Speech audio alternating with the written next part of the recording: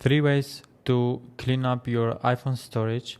The first one we have, just go to Setting, General, and iPhone Storage. And here you can see a list of applications. Just click that size in the top right and sort by size. And if you click the first one, photos, we'll have photos and videos. That it will show top photos and videos that consume storage. For example, from the top left to the right, we have the videos that consume the most storage. For example, the first one. If you want to delete it, just click select and select the videos that you want to delete. Click this delete button and it will delete immediately from your iPhone and it will not be recoverable. But now I will not delete my video.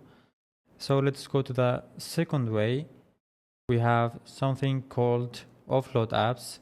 If you just search it on the iPhone settings and scroll down until you see the offload, enable this and it will automatically uninstall or delete the apps that you don't use for a period of time, like a week or maybe 4 to 5 days.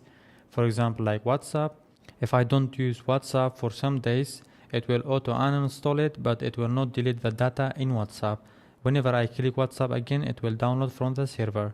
Let's go to the third way, which we have those iOS and system data in the iPhone settings, iPhone storage.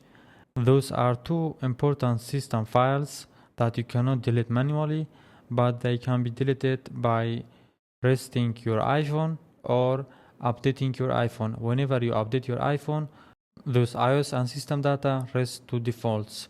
So whenever you use your iPhone again, it will reload all the data and consume same data by time.